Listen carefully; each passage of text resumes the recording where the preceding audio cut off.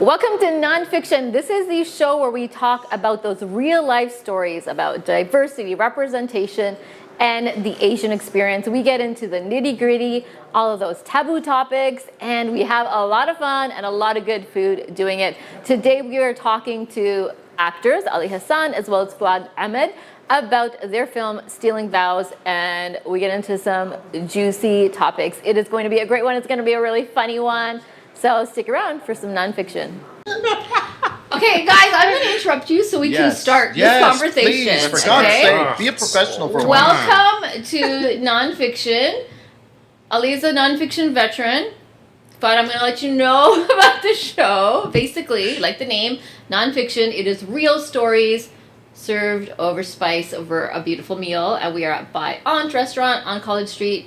We're going to eat some good food, and we're going to get into some if there's no good conversation, I know. Could you imagine it's Java fiction? Just rice. rice fiction. Okay, let's not go there. Low carb fiction. Gluten-free. Gluten-free fiction. Yeah, keto fiction. That's a great show. Gluten-free fiction. Okay. Okay. How about we do that another time? Okay, another time. Yeah. Okay, so Ali and I have a long-standing,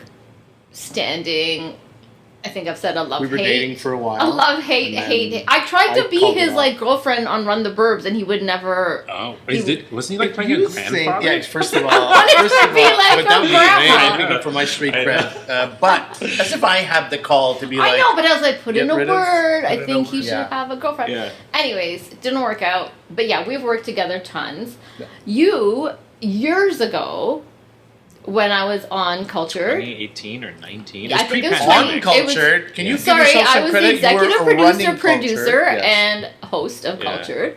You came on, I think it was 2018. It popped up in my Facebook memories recently. Oh, really? Yeah, like I think 2 days you ago. just didn't share it. I just I'm busy, sorry. I'm not very smart. But we had said, we actually talked Stealing Vows. We're going to get into a whole conversation on your guys' film, Stealing Vows. Right. But we were talking about it back then in 2018. Mm-hmm. So, yeah, we've come a long way. It started in. Well, that's when we made our fundraising teaser. We made our teaser commercial for it. Yeah. So G and I went on. Yeah.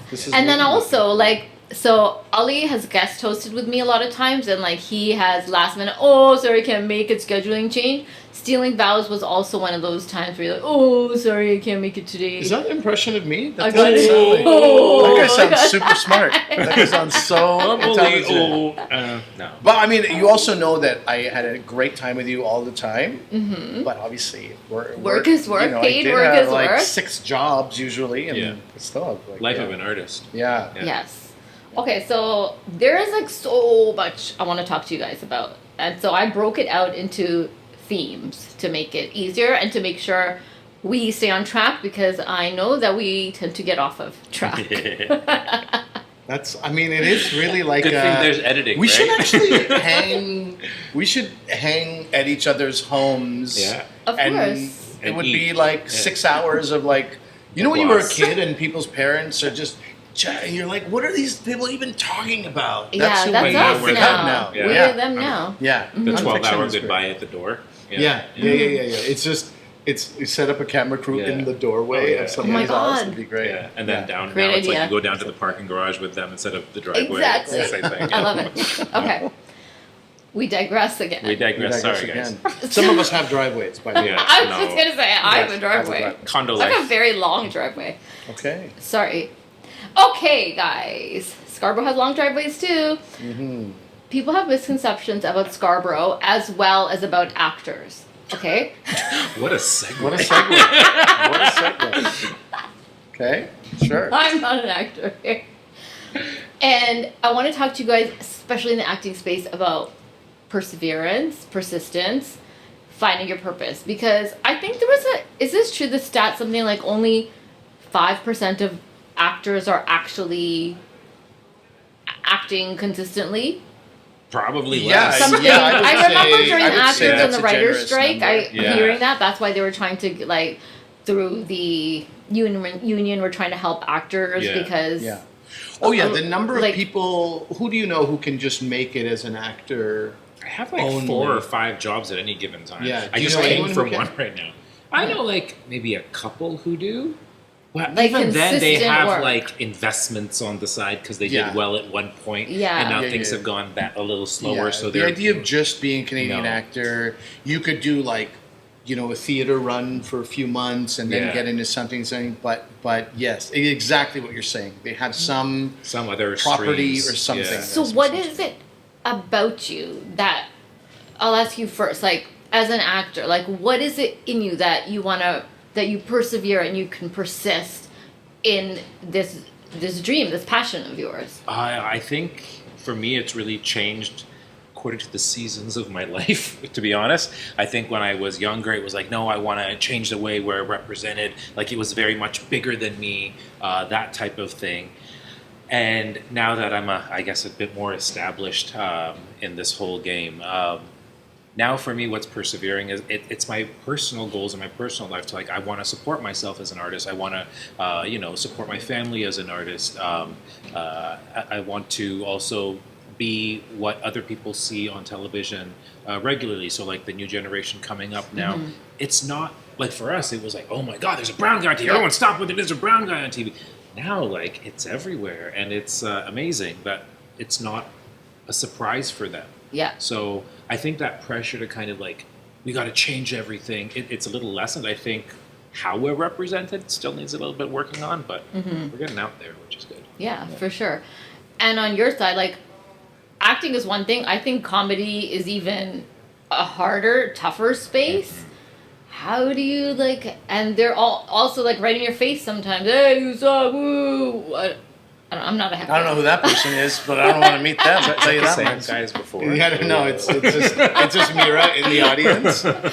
It's tough. Like, how do you keep going? No, I'm good at. I'm gonna keep going. I think, I have. It's going to sound like I'm joking. I'm not. I have the opposite of you, where I started very like personal. Like this is for me. This is what I feel like doing. This is what I enjoy. And now it's gotten a bit broader. You had those broader goals from the beginning, which is interesting. I think it's because I'm Would recently you married. guys like to come in? Don't let me. Yes, please. This Oh. you're bigger than us. This is Oh my Give God. us some appetizers. yes, Of please, course. please. Look at this. Oh my Something goodness. for you over here. Very Oh my interesting. God. That's a papad chaats. So Yeah. We have the 4 varieties of chaats with papadams. First one is the bel puri chaat. Mm-hmm. Second one is the aloo chana chaat. Yeah. Third one is the masala peanut chaat. The fourth one is the achari corn chaat. Oh my God. I Muh mein love. pani on that. Immediately just looking at it and getting a little bit of a scent and seeing what the chutneys must taste like. The presentation is so beautiful. You guys honor the you eat with your eyes first Yes. philosophy. Oh, and this is a chef. So Amazing. Yeah, I chef guess and it's Good to chef. meet you. Good to Yes. meet you as Thank you well. so Thank for you, coming chef. to my aunt's today. Thank And I you. got some more appetizers over here. Oh.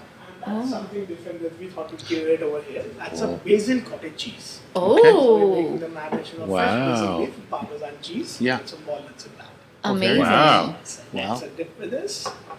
Thank you so much, chef. Good appetizers. This Thank is you. fantastic. Thank you. Thank you. I've never thought of like basil in desi kana, Well, Right? I have like Thai basil in coconut curries work, so Yeah. you can we're gonna. Yeah, like let's I've never find out. tried because I have a bunch of Grab a basil. plate. Yeah. I don't have to tell me twice. Is it Let's eat while we're. Can you grab a plate from over there? Huh? Oh yeah, here. Yeah, I There want you to go. eat too, man. I didn't know. I'm not one of those like non-eating people. Can I give you? Yeah. Oh here. Can I have a cutlery? I haven't touched this yet. You Oh, want that's me good. to? Yeah, I wanted that thing. Here you go. Thanks. Will you have the onion? Sure. Good for you. What is this? What is thing? this? You're gonna find out. Is this edible? Why not? You're about to find out.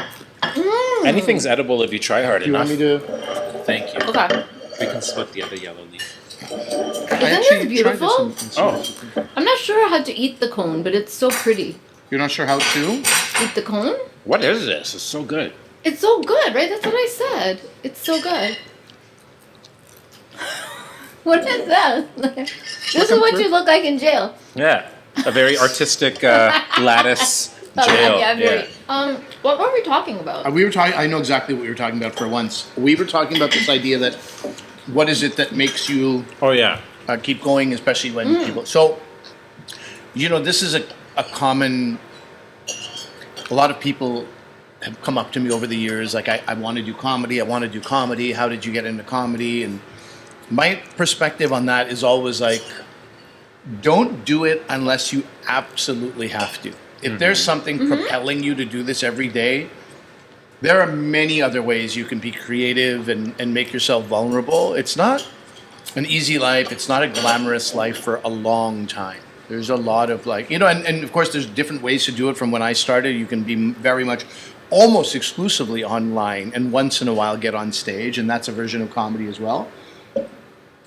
But only do it if you like really, really are compelled to do it.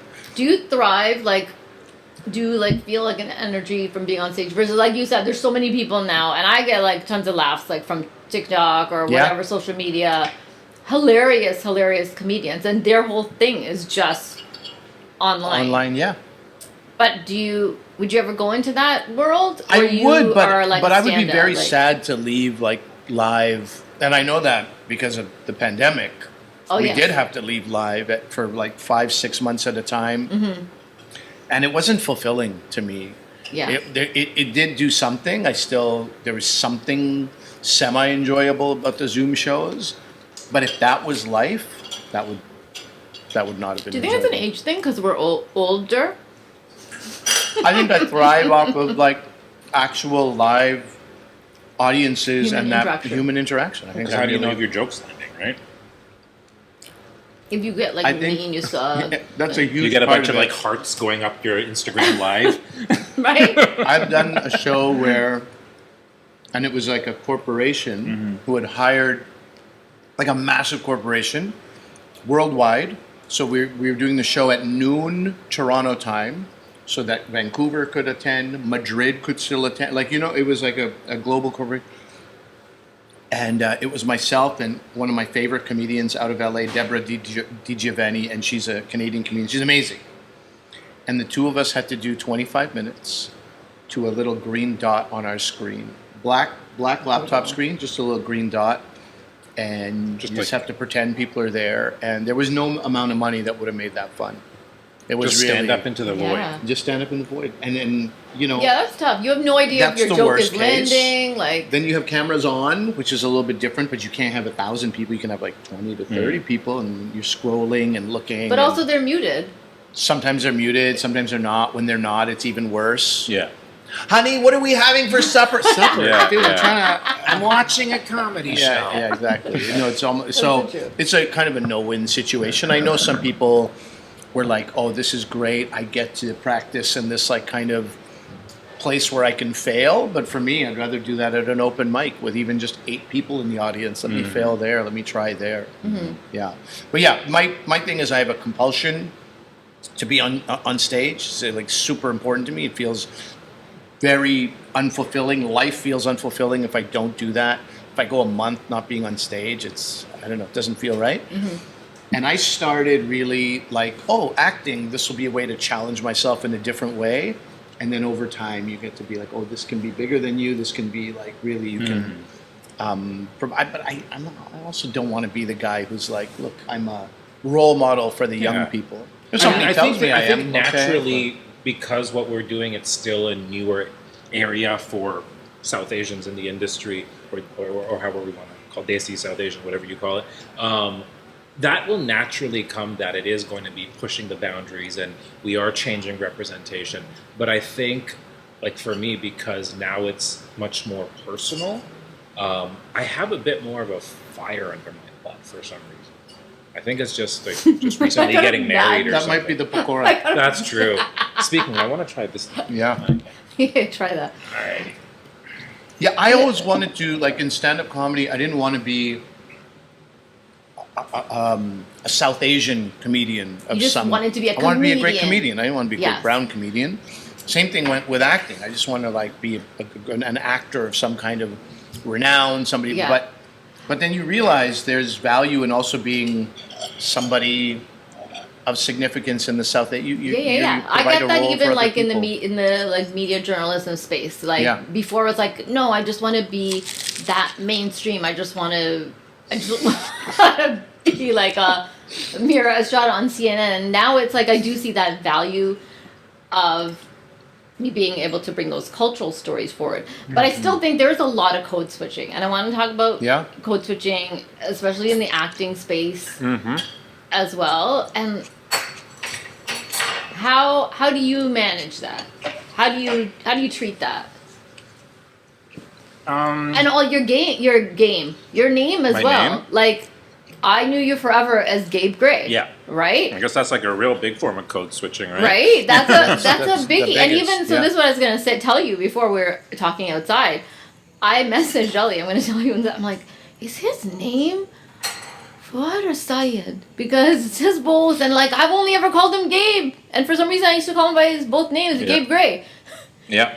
And I wanted to make fun of her for that. Obviously, that's the relationship we have. But I couldn't because when your wife now told me years ago that, oh yeah, I call him Fuad at home. And I was like, you do? Why? I mean, I also, even you were, My with oldest me, friends you have were had like, the hardest time coming back to Fuad. Yeah. Yeah. See? Yeah. Yeah.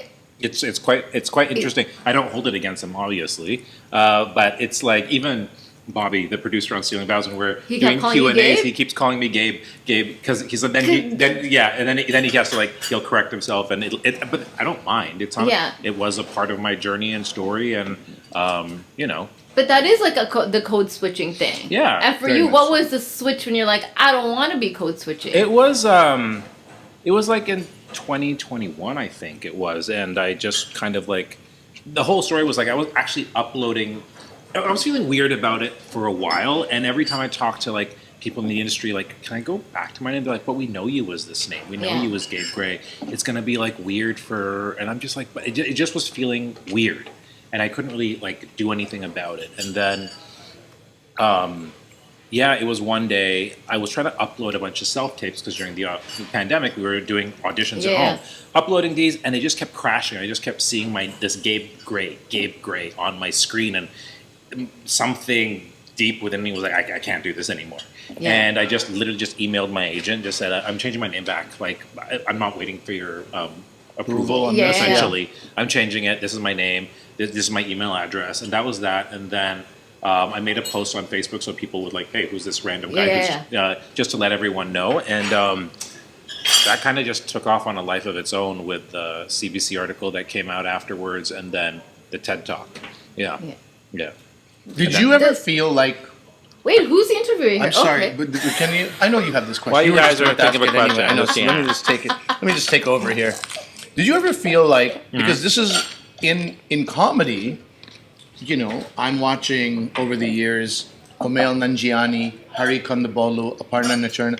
I mean, these are not the John Smiths of the Desi world. Even these are names with some you know, a lot of vowels, character to them, and people are learning them. Yeah. White people are learning these names. So was that affecting you at all, watching people in the industry? 100%. And I think because when I started out, we didn't have those people. Yeah. They weren't there. Yeah. And so when I was starting out, I didn't start out thinking I'd actually have any sort of success as an actor. I was like, hey, let's give this a go. And you want me to change my name? I'll give it a try, see what happens. I didn't know that then I would actually have a career out of it. So when did you become Gabe Gray? It was like at the very beginning of my career. Like that was like 2005, something like that. Does this have anything to do with 50 Shades of Grey? No. It was literally just my agent at the time just was like, this is a name. And I'm like, great. It's a great name. And then all of a sudden I just started working a lot. But your family probably the whole time Chotu. Chotu. That's my name at home. That's funny. And you're not that small, to be honest. I don't know how big the face. Yeah. But you did notice a difference 100% in the gigs immediately. you booked once you became Gabe Gray. Immediately. At the time, it was like, because at the time I think they had a very narrow perception of what South Asians could look like, and I didn't fall into that, unfortunately. And so my agent was like, change it so you're a bit more ethnically ambiguous. And I was like, okay. I mean, you're talking about look, but isn't it also just like a resume? Yeah. Those are the days of like resumes, right? Yeah. Those are the days of... headshot resume. Never mind your headshot, your resume.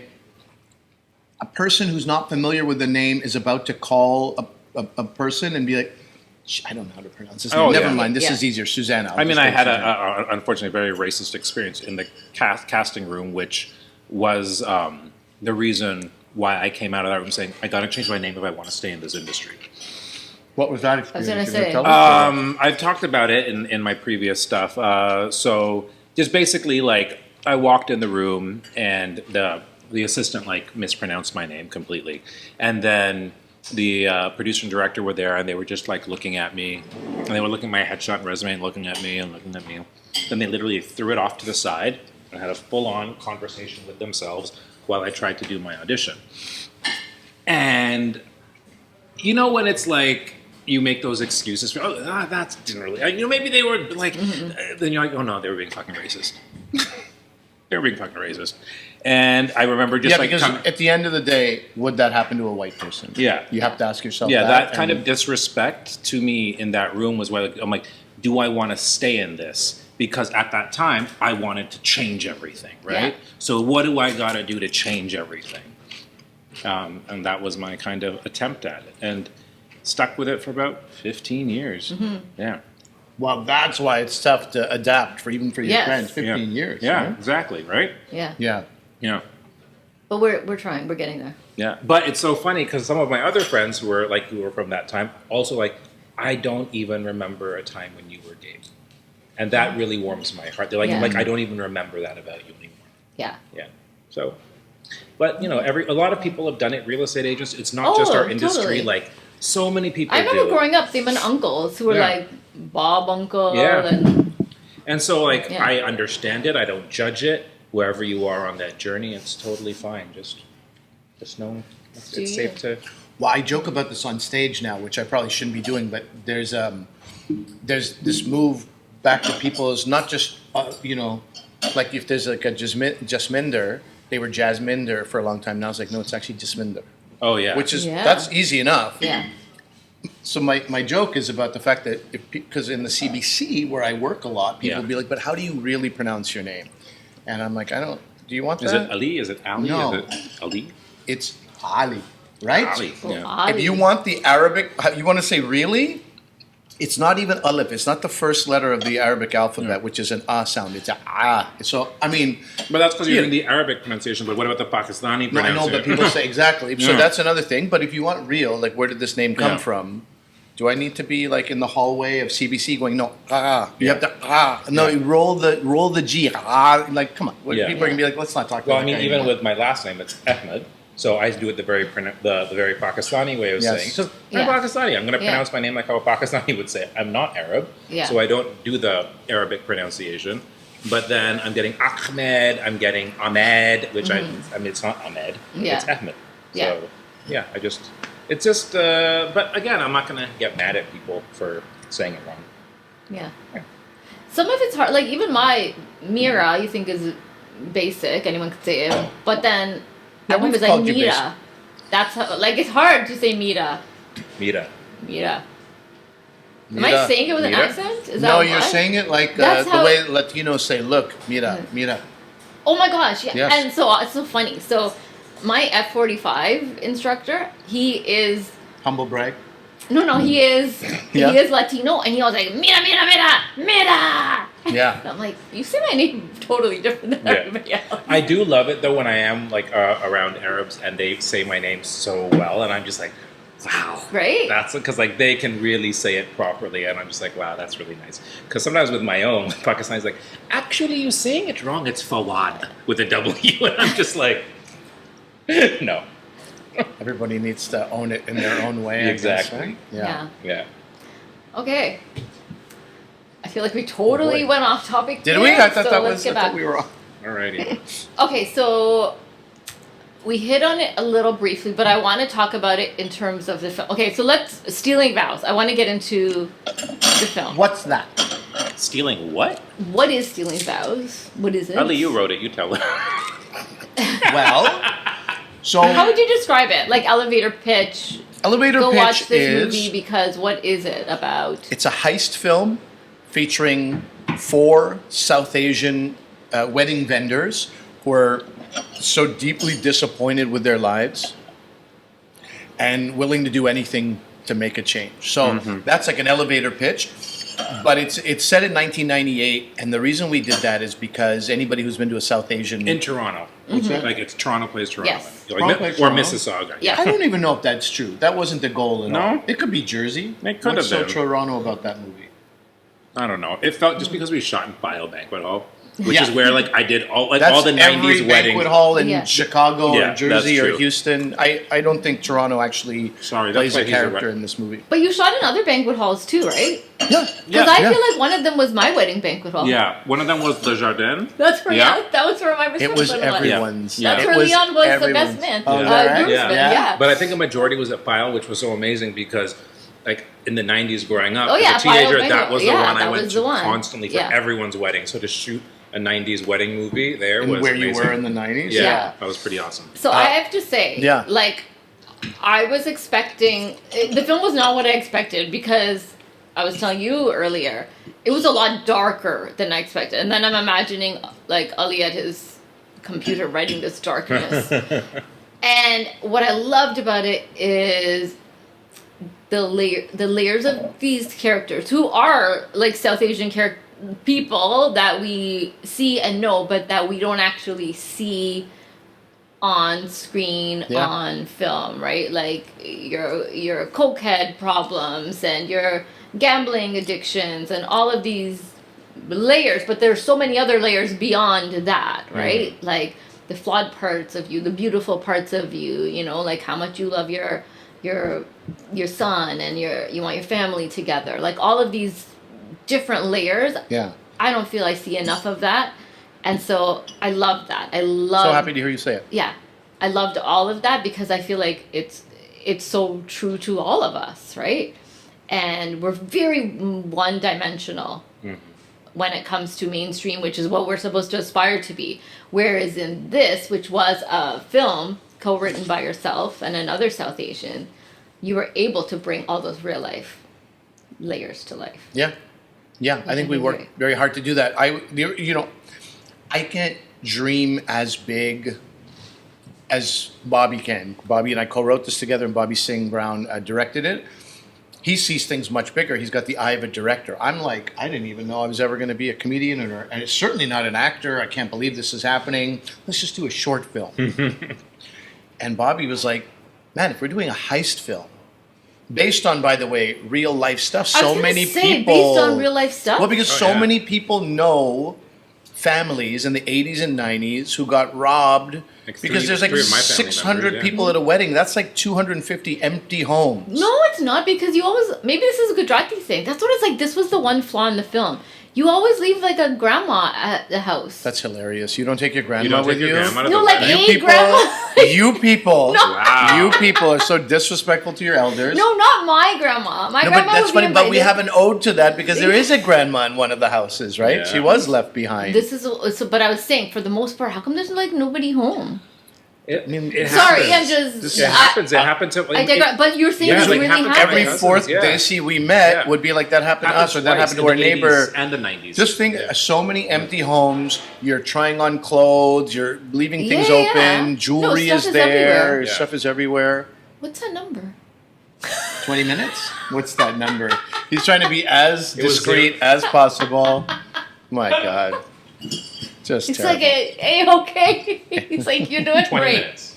Oh wow, we're already done through an hour so quick. No, we haven't. 20 minutes gone or No, left? 20 minutes left. He's like, fuck, man. I thought we were almost done. No, I was just like, wow, that's fast. Okay. This is what happens. What were we talking about? Oh yeah, you said people are stealing stuff in real life. Yeah. My both of my aunts in England, both their houses were robbed when there was a wedding happening. My mom, we used to live in Hong Kong. We came to England for my aunt's wedding. My mom's entire suitcase was stolen. It was found in a garbage bin later on. Wow. Yeah. Yeah. My Gujarati other Meera. cousin. So now it's like whenever I go to the locker to take stuff out for my family, I take like a grocery bag with me. I don't take like anything that looks like it would be something fancy in there. Yeah. It's always something that looks very I'm giving it away. Oh no. But yeah, that's Guy, like, my locker's empty, so. yeah. That is kind of how it's That's done. what happens when you don't wear an Indian. Sorry, no. You're pretending you don't have jewelry so that nobody robs your home who's Yeah, watching? yeah. No, seriously. It's not. That whole jewelry thing is an Indian thing. Yeah. Like, because I married somebody who's not Indian, they're Yeah. like, Yeah. what is this? How come we have to buy those? No, forget. Yeah, Yeah. that's true. If you were But I'm also male not and a jeweler. married Yeah. to, if you were a brown male, your mother would have been giving your Yeah. non-Desi wife tons Which of is what jewelry happened. too. Yeah. Yeah. In my Yeah. in my like. Yeah, in my, yeah. So mine was opposite. I don't really give a shit. So Yeah. it didn't matter. Yeah. Yeah, and so that's why nobody stole anything. It's fine. Okay, let's move on from Moving on. moving on from that. Where were we in the film? Yes, we talked about the layers of those characters. I don't want. It's hard for me to talk about this because I don't want to Give away. give away, and so Well, I'll say what I thought was interesting in terms of layers, and we were talking about representation. When we were like in pre-script, when we had all just come together, like, hey, let's make something together. I basically gave them the writing prompt, like their AI machines or something. Is that I'm so tired of playing all these like nice doctors all the time that are like they're just really nice guys and really model minorities. And I was just like, just make this person not a great human being. yeah. And I just let them go, and I did my life for a bit and came back, and there was a script with this fantastic character. Yeah, and I love Yeah. it. And so I wanted to ask you. You made me think of the question I had in my mind. What was the aspect of your character that resonated with you the most? Like, I feel like the chef part with you, but we'll talk about that. But I mean, I was very much mentally in the state that Johnny is in that film. Not with the drug and alcohol use, but just where I was in my career at that point. Like the frustration. I had come off like a lot of great things, and then around that point when I was approached, I had nothing going on, and people kept asking, "Oh, what's going on with you? What's next for you?" And I'd be doing these interviews, and I'd just be like, "I have no answer because I don't have anything happening for me." And even when Bobby approached me at this party to pitch this film to me, I cannot tell you how hard I rolled my eyes because I did not. I'd been screwed over so many times by so many producers and directors saying, "Hey, I got an idea for you, and then I'm going to put you in my film," and then they would use my name for funding and then cast someone else. Like it was just like punch after punch Bobby, after punch. super excited. I've been jaded over the years. I used Yeah. to be, all these Yeah. food show auditions, and we're looking at you and one other person. So I was like I don't get too excited until I'm watching myself on screen. And this guy I could did not have believe been at any could not have point. been less excited. He was like, "All right, call me when it's you ready." got something. Call Yeah. when you got something." How long did it take you to write the script? The script was the easy quote unquote part. It still took a year or so, but it was the filming and locate. It was a low budget indie film, but it should be like a $3 million film with all the. It's Indian wedding after I Indian was wedding gonna after say- Indian wedding. I mean, it should be an insanely huge budget. Yeah.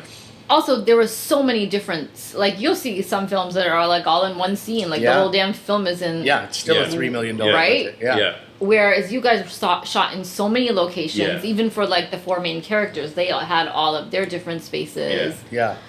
Resourcefulness on Bobby's part, So and the crew that were able to like source locations and decorating, and I will say, like when it came to like doing all that stuff behind the scenes, amazing. Yeah. I was in shock every day.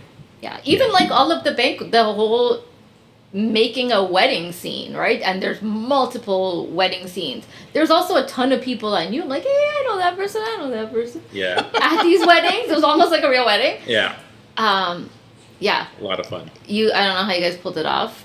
That's Bobby. you did. That's That's Bobby, Bobby. and Hats that's off to like Bobby. really like he always says he pushed this. He always says I pushed the fuck it button. He said, "Fuck it, I don't care what, come hell or high water, I'm doing this movie." Yeah. And so once he had that, it was like there's no going back. There's only forward. So what's the way to do this? So he was just had his eyes open to and he can talk more at length about like the stuff he did to cut corners, to make things work with a smaller budget. And we didn't get funding from the government. We Oh, did you not didn't? get telefilm funding. I thought at the privately. end I saw it. At the end, afterwards for post. That was Oh. post. But when we were searching, it was deemed to be not diverse enough and not What? just Oh yeah, weird because excuses. this was pre-pandemic, so brown people weren't in yet. Remember, we had to go through the Don't. pandemic and BLM and all that stuff and the upheaval of that for The powers that be. How diverse did they want it? Like, it's pretty damn diverse, if you ask me. It doesn't get, I mean, they were making excuses. Maybe there should be more women in it or this and that. But in the end, I was like, Bobby, listen, we're going to shoehorn. It was one guy at Telefilm deciding everybody's fate. I'm like, we're going to shoehorn in new characters and different angles on these stories just to satisfy this one guy who might be like, yeah, I don't know, it's not for us. Anyway, Yeah. we have something we love. Let's just pursue this the best way we can. And now the good news is, you know, we screened it at Real World for a packed house. Open Real World. Yeah, you The guys open opened Real Real World. World. Yeah. So all these various people from these government organizations were also in the audience, and Bobby said it in a Q&A afterwards. We didn't get funding. We were turned down for Good. funding. Yeah. And so all of those people were like, why did this happen? Why did they were talking about it during Real World panels during the Yeah. week? Why did this happen? Why didn't that movie get? And that's, you know, that's huge. That's a That is huge- a real impact. Yes. That movie, I feel, makes a huge impact. And you'll walk does. away with, I just saw a great film. Well, I think we're making longer Yes. lasting, Yeah. where people are going to take a better look at things Yeah. like Yeah. this. Yeah. Because you watch that movie, you go, there's no reason the Telefilm. Yeah. No, say. it's Yeah. so well made. It's Yeah. so well done. Yeah. And it hits every single nail on the head for what they're asking for. And you've seen things that do get the funding. You're a little confused sometimes. Yeah. Yeah. 100%. And I don't know how close your guys' relationship was, but I think you guys were all pretty good friends even before this happened. Yeah, I mean, What's it yeah. like working? I mean, not as close as we are now, definitely. No, yeah. but Yeah. I feel like I imagine it. I know when I'm working with people I don't know very well, it stays a lot more professional. Yeah. Whereas when like me and Ali are like co-hosting, it goes off the rails. How do you keep it together? There are 4 leads, Anand, Gia, Fuad, and myself. You 3 were pals, you would say. Yeah? Or did you not know Anand that well? Anand was like a mentor, idol type Okay. of person So for me, Anand- and then he became a friend over the years. But like the closeness it's like going to war with people. Like it's like we're so bonded over just the experience of making this film, and you know what was supposed to. It was maybe just a 3-month shoot max. Maybe it would have been different. Yeah. Right. Yes. But we had the pandemic to get through, and all the stuff that happened, which we probably don't even have time for, to get to the end of this So you guys film. started shooting pre-pandemic? Yeah. And December then you- 2019 we started. And then you wrapped? in It's a 2021. heist. It's a heist film. Oh, it's on. No, no, me. No. Okay, Uh, so it's- sorry. When yeah. did you start filming? December 2019. And then you finished? In You October wrapped? 2021, I think. Yeah, I think we even bled into 2022 in the Wow. end. Did we? I don't know, when did you guys shoot that scene where you at your restaurant? Time has no meaning Yeah, from time- that perspective. Exactly. right? But I remember like when we were shooting the final wedding scene, because Gia was also working on a Disney project on the West Coast, so we had to like get a body double for her to shoot when we were shooting that, and then we had to like plug her in afterwards. It Oh, was wow. like, and Bobby's just, he was thinking about all this ahead of time, and I was like, I don't know how this is going to happen, but it all blends together.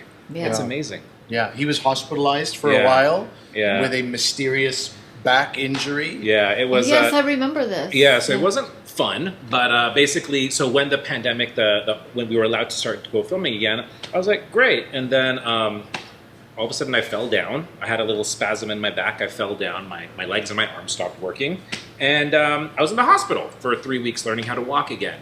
And it's like still undiagnosed. They think it's like a spinal virus that happened, and I just had to kind of go through the thing. But Bobby had everything set up for us to go back to camera, and all of a sudden, one of his leads is incapacitated. So he had to just rejig everything, because everything, the equipment, Everything's everyone's booked. availability, the crew, everything. And now what's he going to do? One of your leads can't walk. And so then when I was well enough again, so there's a running scene where I'm running down the street. Oh, yes. That was my first time running since. So it was kind of like we got one take. We don't know what's going to happen. Oh, wow. Yeah. Yeah. So here we are. Wow. So that's why he says, like, we went to war together. There was like these really bonding experiences, including the pandemic, and you know, everyone's sort of emotionally healing from this Yeah. thing that's taken them out of the life they know, and then we're back together.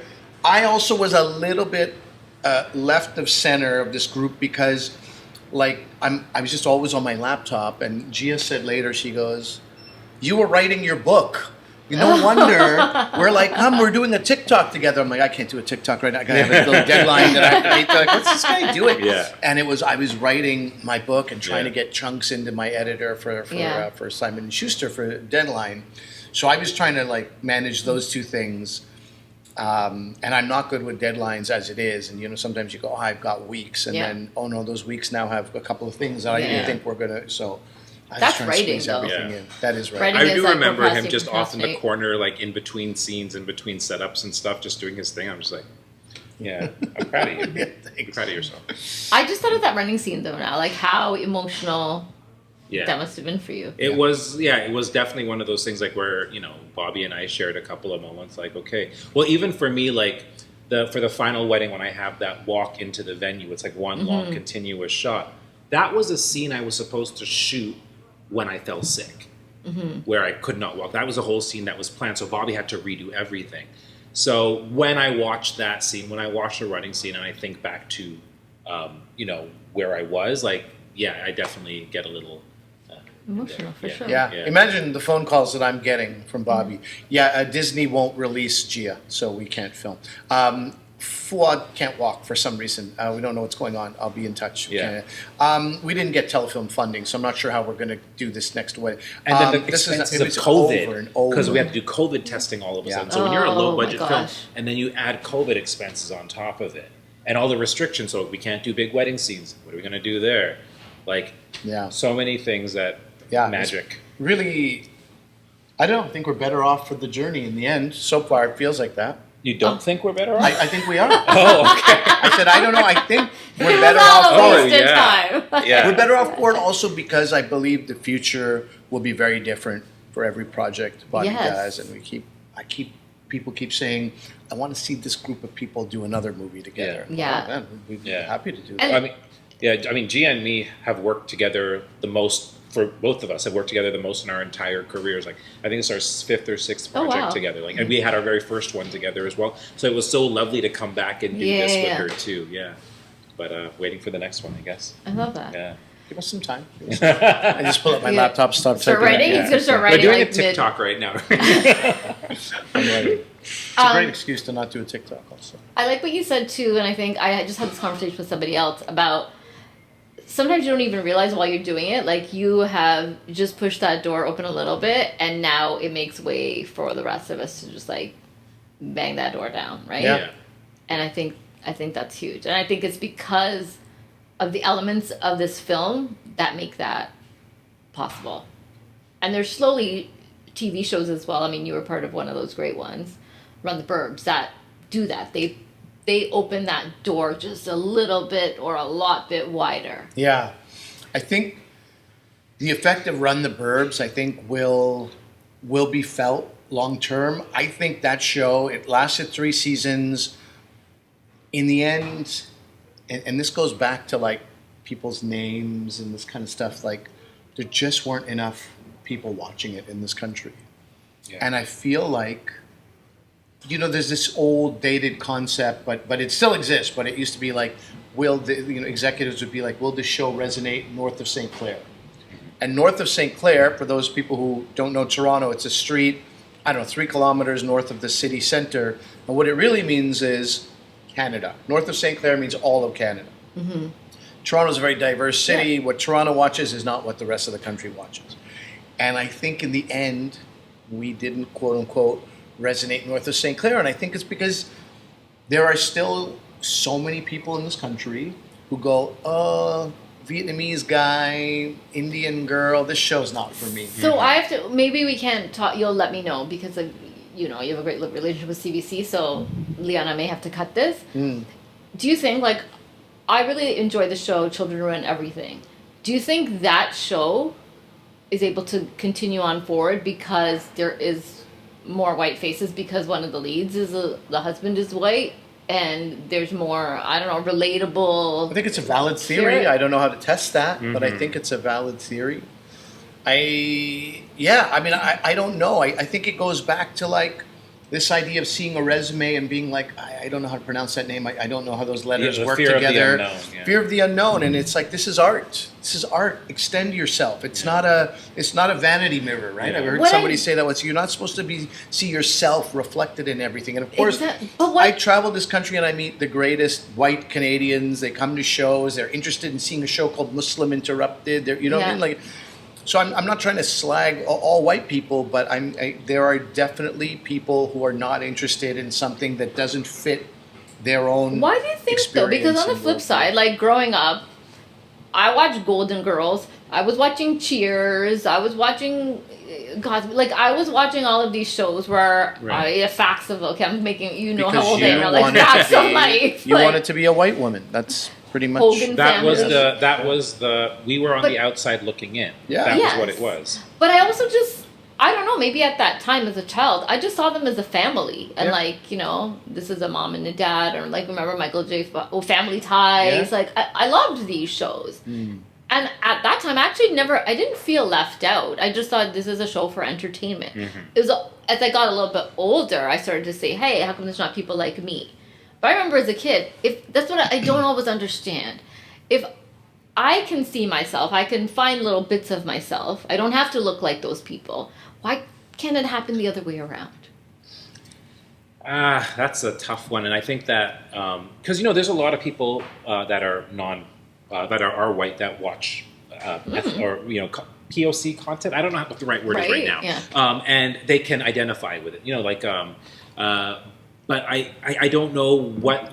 Even if they can't identify with it, maybe you can learn something from it. You can Maybe you get can some. be entertained from it. Yeah. I loved Cosby Show. I'm not black. Yeah, Sure. Right? Tons Sure. of people I just love the watched Cosby Past Show. Lives the other night. It's this It's Korean beautiful. film. It's so amazing. Right? And you know why I identified with it? Because I'm a third culture kid. I grew up, and that movie, I was bawling by the end of it. It resonated with me so much. But I'm not Korean. But I had a similar life projection with them, or trajectory with them. Yeah. Leon just gave us a high five. Yes, I saw that. Did you see it? And that's why I'm going to eat a little bit of that. Yeah. Popper right So- there. I'm gonna try this one. Yeah. Can you tell us where can people watch? Because right now you guys are on festival circuit. We're on the festival circuit. What that means is a number of festivals. While we're filming this in a week, we'll be in Vancouver, England, looking like a possibility in December. Yeah. Waiting on this South American festival to get back to us. So it's very, very exciting time for this film and this crew to go I and love that. Yeah. travel to these fests and meet people in different countries who resonate in different ways. We were just in Ottawa, Yellowknife, as you said, Toronto.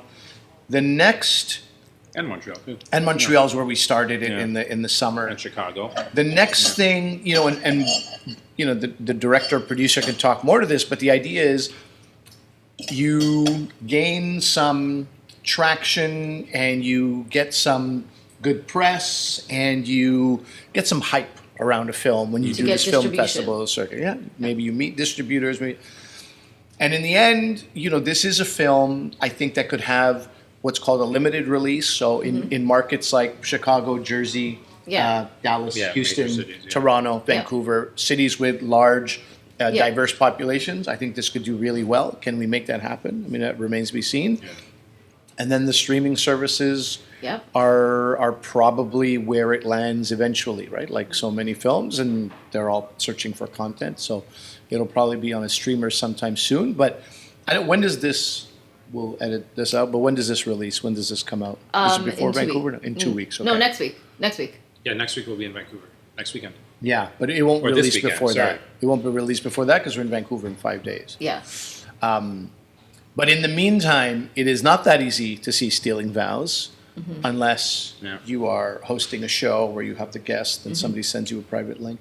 My DMs are full of, when can I see it? I missed the screening. I'm like, you can't miss screening. So if Yeah. we're coming to one of your cities, then just Yeah. go watch it. I might just have to go to London and watch it. I mean, worse things have happened. Right. Yeah. Or South America. Yeah. Yeah. You need to go watch this movie for work. Great. But yeah, we're hoping that in 2025 we have a home for it. I hope so. I really, really hope so. And the question that all actors love, what's next? I know it's been a rough year in the industry for a lot of people. So I always feel a little bit weird when I'm answering this question nowadays. Like, it's been a solid year, so I'm very kind of happy, but I'm kind of also just like I don't know what I'm allowed to talk about. So watch this space in the next little while. So that's all I can really say. Yeah. He's really just trying to grow his social media following. Yeah, no, and also maybe I have nothing going on. It's the same answer as before. No, but no, it's been good. Just a lot of great TV work. A lot of solid, beautiful characters that I've gotten to play recently. Also, congratulations! Like your wedding. Thanks for not inviting me. That's totally fine. Yes. Like the picture, you guys are a beautiful couple, and you can Are you see. talking about Fuad and I right now? Or are you, yeah. Okay. You guys look so great together. Thank you. Just so Thank happy you. for you. Thank you very much. I appreciate it. Yeah, no, she's a huge support for me throughout this journey. So couldn't be even throughout film. And Stealing I love Vows, your openness with like sharing your affection and love. Like I'm like, John, look at this message that he wrote on Instagram. Like it's so it's so beautiful. Oh no. Meera's husband is not a fan of yours, No. obviously. It was funny after my vows. There was a lot of women that were angry at their husbands at the wedding. It's just it's lovely. Yeah. How are things going with you? Things are going well. I mean, it's I was on 2 shows that no longer exist, sort of, and Run the Burb. So those gaps will hopefully be filled again at some point. But as we said, nothing is guaranteed. No. Nothing is promised to you in stand-up. Nothing's promised to you in acting either. I just recorded a comedy special, Chef's Kiss, in September. The audio version of that comedy album is out. The video on YouTube, the comedy special, will be out in 2025. Standupali.com. Standupali.com. That's the website. Here, just put my social media handle right here. Where am I looking? Right here. You can find him at I'm not Gabe anymore. I'm not Gabriel Gray anymore. Yeah. I love it. Thanks, guys. This was so great. I'm so happy for both of you. And the customers coming to the restaurant. Our timing is great. Yeah. Might be staff. I don't know. No? Customer. Yeah. Customer. Yeah. Thank you so much Yeah, for having seriously. us. Thank you. And I feel like I got to know you better through this conversation, but also I've only really known you guys probably maybe even the first maybe we met a few years before that through doing the industry magazine stuff when I was years, still doing the magazine I had met you, so that was like 2010 2012 whatever. I got to know you really well like after 2018 but I've just felt like even in those few years I've seen you guys like do so many things, like do all the things, and it's makes me nice so knowing happy. because I get this vibe from Meera where she knows me as that dum-dum in the radio studio where we're goofing around, and then she'll be like, I just saw you do this role. This was like so good. How did you? So she's always like surprised that I can do something outside of being an idiot. I know. Well, that's called range. I swear to God, the amount of people I'm selling this book for you. Yeah. I love your book, and Thank I have you. gotten so many people to read this book. Thanks. I'm proud of that. Again, I'm proud of that. It's one of those surprise like. I need to Alina's read right. Is there bacon in heaven? You have to extend yourself, There even you though you go. can't connect on a bacon level. Yeah, I know. You know? Yes. Yeah. It's great. You guys are both great. Congrats. Thank you. And thank you for, Food was fantastic. You just said thank you and pointed at yourself. Do you thank want you. us to thank you? Okay, Thank fine. me. Why Thank don't you you. thank me? Thank you. Right. What Meera. have I done for the community? You've done everything. You've amplified. It's You've done too beautiful. much Thank and you. gotten too little in return. Thank you so much. Thank you. Yeah. This is the thing, right? Very quickly, I think we should stop looking for that out. Maybe I'm talking from myself, like I'm putting it on you guys as well. I have done this for too long, like looking for that outside validation. Whereas just very recently, it's like, you know what? No, I'm going to do this for myself just because I want to. Like, I'm going to do this show exactly how I want to do it with the people that I want to do it with. Because if you don't see my value, actually, keep this in. Somebody said to me very, very recently, it was for a mainstream national TV space, you know, the type of things I do. And they said, we just don't think that you are the caliber of talent people would want to see on national broadcast. And it was very much a gut punch. I just got a gut punch from hearing it Yes, here. it was Oh my very God. much a gut punch. What Because is- they said, do you know how many, like, I know what I have to offer. I Were know you my like asking experience. for a raise and No, this no, was their no. response? This was No, no, unsolicited? no. Where does this come from? Why would somebody tell you that? So it was just me pitching something about being part of something, and this was the response I got. And it really, really knocked me down. But then the next day, I heard from somebody else from a bigger market outside of Canada saying, hey, we really want you to do this. And I hated that I felt like I needed that outside validation to feel good about myself. Yeah. And so I'm really working on, it's not that, I don't want that mainstream to be what fuels my belly and lets me keep going. Yeah. I want these projects like Stealing Vows, like nonfiction, like when I started Cultured, all of these different things. I want that to feel good in itself. Like that is the accomplishment. Sure. In acting, there's this idea of like, use it. So you came Yeah. tired, you came cranky to the set, you know, Yeah. use it, turn it into something in your character. But in real life, when somebody says something so awful, use it. Use it to propel yourself in all the right directions. Take your Yeah. broken heart and turn it into art. There you go. I thought you were going to rhyme it with fart. Good for you. I mean, after. Thanks, guys. It was good. Thank you. Thank you. And that's a wrap on this episode of Nonfiction. We are here at the beautiful By Aunt restaurant on College Street. Guys, I cannot, if you watched this episode, if you're listening, make sure you take a look at YouTube because the food not only tastes delicious, it looks beautiful. And so check out By Aunt restaurant. And also, I hope you enjoyed this episode. It was a really, really fun one. And stay connected with us all the time. We are on Instagram and TikTok at Nonfiction Show. So until next time, join us on Nonfiction, where we spice up diversity one meal at a time.